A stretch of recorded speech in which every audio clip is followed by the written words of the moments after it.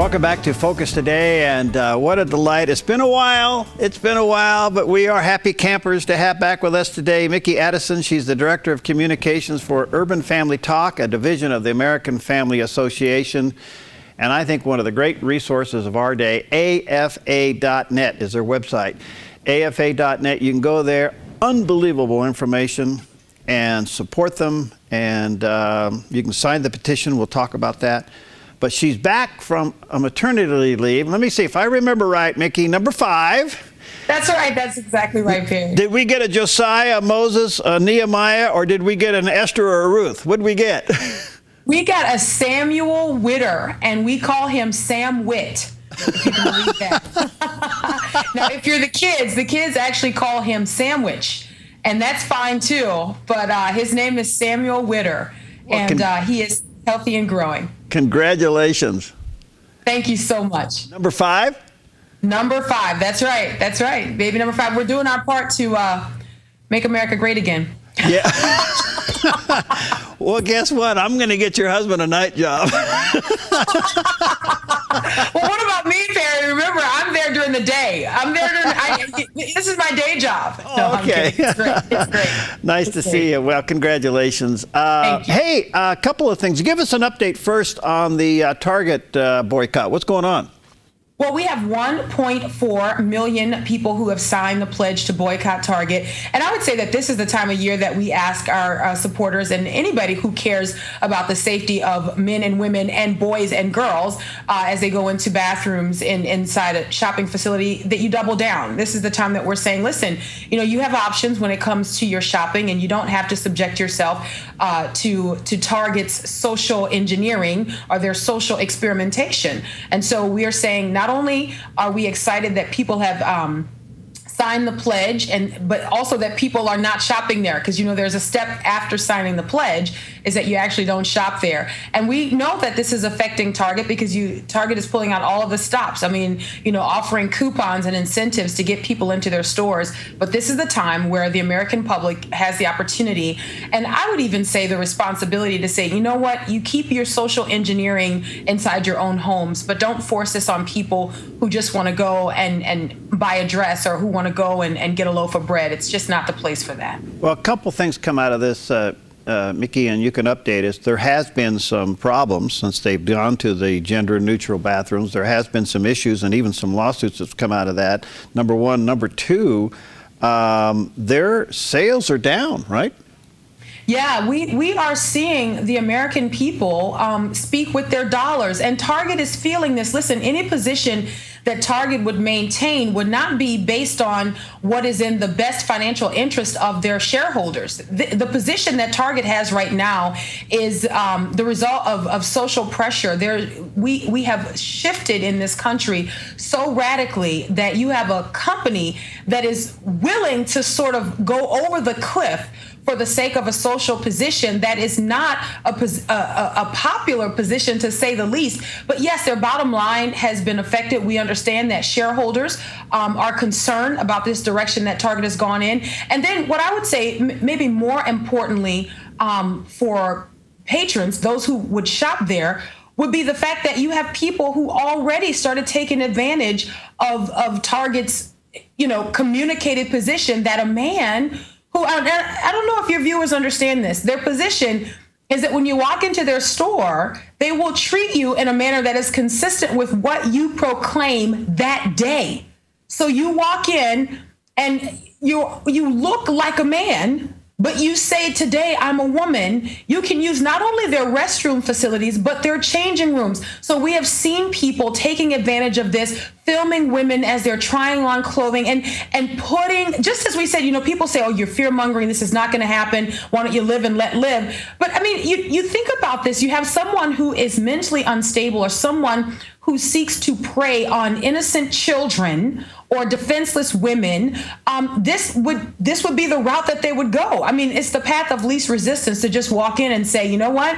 Today I'm a woman, and Target store saying we will recognize that and allow you to use the fitting room of your choice. It's just dangerous. And the dollars are reflecting that people don't agree with it. Well, let me just say to our viewers and listeners, you can go to afa.net and sign the petition if you haven't already do so, and I would hope that you would. And believe me, there's a lot of other options that you can choose besides going to Target. But I can't imagine going into Target and sending your little girl either to the restroom or into a changing room and feel safe about it. It's just amazing to me they took this position. So these things do pay off, so stay at it. So thank you, Meeke, and thank you all of you at AFA for your tenacity and sticking with it. It's just an amazing thing. Hopefully some common sense will come back to them. Let me ask you this. Let's go over to the political side. I haven't had a chance to talk to you before or after the election because you've been busy having babies, but what did you think of the election, and what did you think of the outcome? Oh, man. Let's see. What is to be said that has not already been stated several times? What an incredible surprise. But of course, you know me, Perry, and you know that I'm always looking at the spiritual implications of what happens naturally in our culture. And I got to tell you, not to oversimplify or to over spiritualize what we saw, but I got to tell you, as I have prayed through what happened and we watched the election returns and everything that was, happening, and even post-election, I really feel a sense of a moment of opportunity, if you will, for the United States of America. We had someone, the radio show that my husband and I host together, we had one of our listeners call in and he was expressing the fact that there are people who say that as Christians, we always harp on homosexuality and we harp on abortion, and we're not concerned with the other, sins or injustices that happen in the United States. And one of the points he made, and I thought it was a good one, he said, you know what, if I don't pay my credit card bill 1 month, he goes, you know what, I've got, there are going to be penalties for that. He goes, but if I don't pay my mortgage, he goes, there are penalties for that. And those penalties are, in fact, greater than the penalties I would pay for not paying my credit card bill. And I say that to make this point. When you look at the road that our country has traveled down for several years now, we have consistently positioned ourselves to be the objects of the Lord's wrath.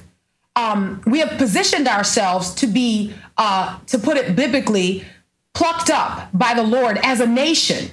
So now we have this incredible opportunity to reposition ourselves. We have this opportunity to politically position ourselves in a posture that says, Lord, we repent. Now, what do I mean by that? I mean that what we could do is see a decrease in abortions in our country. We could see people taking the right position as it pertains to religious liberty, religious freedom, that now you're no longer forcing Christians or compelling Christians to act in a way that's inconsistent with their deeply held beliefs. I think we have an opportunity to see that under a Donald Trump administration. And I can only define that as mercy and grace for an opportunity for us to get it right as the United States of America. It's been said, Meeke, that America deserved God's justice. What we got was God's mercy. And the question is, will we manage this? A lot of people voted for Trump not because of him, but because of the issues that were at stake. There was three issues. Some did vote for him, obviously. Some were never Trumpers, but some did vote for him. Some voted against the establishment. But most of the faith community that got involved voted for the issue of life, Israel, and the Supreme Court. You agree? Yeah, I agree. I agree. I would add another one to that. I would say religious liberty. I really would. I would add just to that list, and maybe if you want a fourth one, I would say that people were looking at the issues and they understood what was at stake. And I think we have to be really honest. I wrote an article just ahead of the election as I was explaining to my 8-year-old daughter. She asked me, Mom, she said, who are we voting for? Just seeing that as sort of like the family vote, she's 8. And she said, who are we voting for? And I had to have a very real conversation with her. And I explained to her, as much as I could for an 8-year-old, who the two candidates were and where they stood on vitally important issues to us as citizens of this country. And I told her what we were planning to do and why we were planning to do it. And I would agree with you that people in this election, what a strange election for so many people, that they were, in fact, not voting for a candidate per se, rather they were voting for the issues that they believe to be so important. We know even with Donald Trump appointing Tom Price as the Secretary of Health and Human Services, he already poses a threat to Planned Parenthood. He has a 100% pro-life voting record. We know that he's going to be an ally as the Secretary of Health and Human Services. In fact, and I said this, whenever Cecile Richards comes out and says that she just absolutely, can't stand somebody who's been appointed to office, and I say, you know what, they're automatically a friend of mine, because I know that if the president of Planned Parenthood doesn't like this person, then they must pose a real threat to what she seeks to do, which is to ramp up the number of abortions that we see taking place in this country. So I already see things beginning to turn and things beginning to shift to the point of religious liberty. Right now, we are looking at artists who are being forced to design, wedding invitations for same-sex couples. You have a decision that I was looking at just this morning of a bed and breakfast in Illinois being compelled or being fined because they would not host a wedding for a same-sex couple. I believe, and there's some good insight that I've been reading, that under a Donald Trump administration, we're going to see those protections that are our first freedoms, our first protections. We're going to see that come back, and we're going to see that shored up for citizens in the United States, and I think that's a big deal. Wow, you're a delight. Let me take a quick break. We'll come back. I wanted you to respond more about Representative Price becoming overseeing now whether or not Planned Parenthood is going to continue to get funded. And then also, as you know, Dr. Ben Carson's been now nominated to become Secretary of HUD, and he's already running into the fan of opposition, and I'm sure you have some response on that. We're talking to our good friend, Meeke Addison. She's the Director of Communication for Urban Family Talk, which is a division of AFA. If you want to sign the petition, the boycott petition on Target, or any of this information we talk about, this organization, I'm telling you, they got their act together, and they're there for us. Go to afa.net. Meeke Addison, the mother of Samuel Witt. We'll be right back. We'll be right back.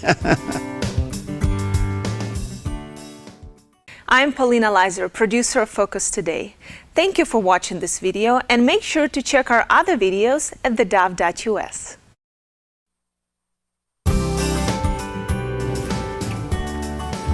Welcome back to Focus Today, and just so delighted to have back with us our good friend Meeke Addison. She's the Director of Communication for the Urban Family Talk, which is the division of the American Family Association. And AFA has been around a long time. They do great work. Their website is an unbelievable resource. Support them. Go there, sign the petition, and make it one of those websites you frequent, because they always have like news alerts there on things you should be aware of. They just do a terrific job. All right, Meeke, just back to Representative Price just for a moment, becoming Secretary of Health and Human Services, which is going to oversee the funding to Planned Parenthood. Donald Trump did say quite loudly during the campaign that he wants to take away all federal dollars to Planned Parenthood. Two questions come out of that.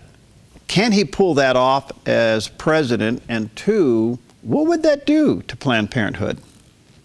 Well, I think it's really important that what we want to see is we want to see steps taken to sort of right this wrong where we have taxpayer dollars going to fund abortions. So we want to see Planned Parenthood defunded, but I think we want to be careful. I don't think that we want the president to do anything that a future president can come behind him and undo. We actually see this kind of being stacked up now with President Obama. He's leaving out, and you almost have, President-elect Trump going in with the broom and dustpan behind him for all of his executive orders, and he's saying that he's going to clean them up. So I think what we want to do is we want to see things happen through the Congress, and I think that Tom Price is the one to do that, because he was the one who led the charge, although it was a failed charge. He led the charge to defund Planned Parenthood good through budget reconciliation. And we know that we just didn't have the type of leadership that we needed to get that done. But I think that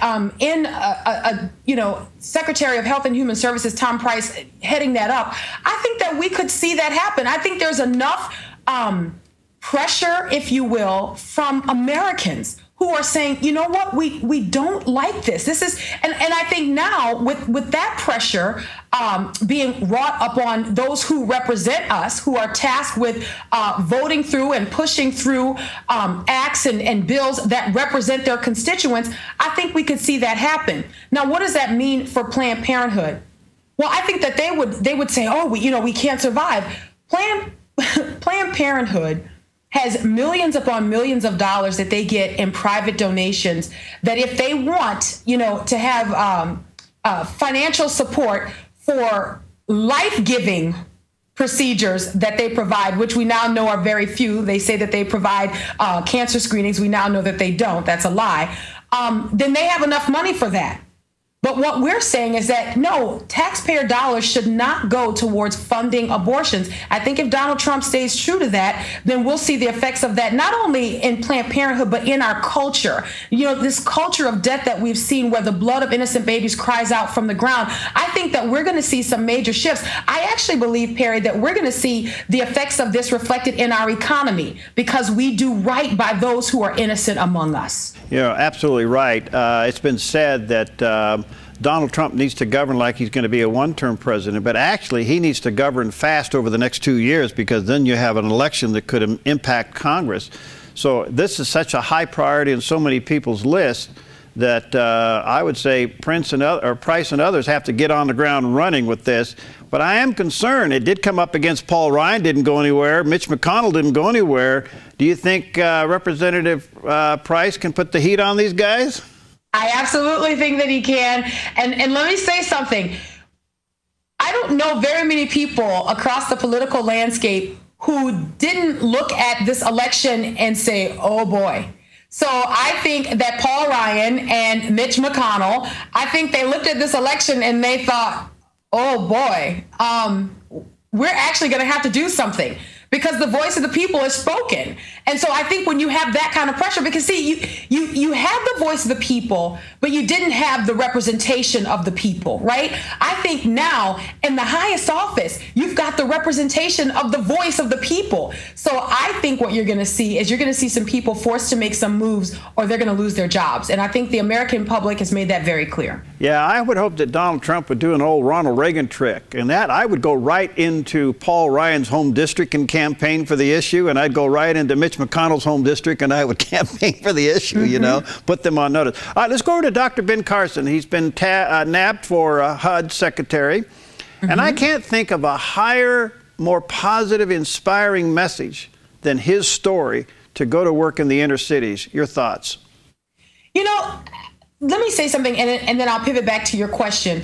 I've been trying to make sense, just to be completely transparent. I've been trying to make sense of Dr. Carson's positions because, at first he said, well, I don't have to be inside the cabinet to make a big difference. I can make a difference outside the cabinet. And when I heard that, I was disappointed. There are some people that I'm actually counting on to have the ear of the president, people who fear God. I think it's very important for those who are in leadership over this country to have people around them who fear the Lord. So I look at Dr. Ben Carson as one of those people. So I was a little disappointed.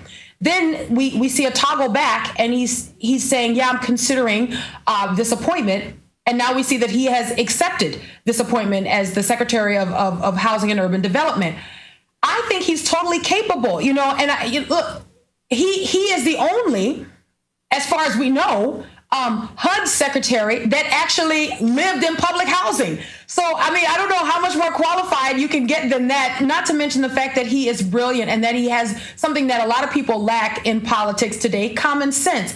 I think he is absolutely the person who we could see turn around our inner cities, working together, of course, with President-elect Donald Trump's plan, his new deal for Black Americans. But I'm kind of curious to see how this all plays out, if I could be honest with you, Perry, because I'm wondering what the back and forth actually was, and I'm hoping that there is not something brewing just beneath the surface that we should know about. Well, you make a great point. He's been there, done that, and he's figured out a way, the hard way, to come out of that. But that's right. I don't think the average American, Mickey, really understands what it is to live in the inner city. We see it from the 30,000-foot view, and we are easy to criticize it, but we really don't get it. And I think he does, and hopefully he can bring some solutions there. All right, before I run out of time, there's a lot of other appointments that he's making along the way, President Trump-elect, but there's still a big swirl around Secretary of State. And this is kind of interesting because he's talking to everybody. I mean, he even talked to Al Gore yesterday, and I go, okay, what's going on here? You got a feel, you have a feel for it?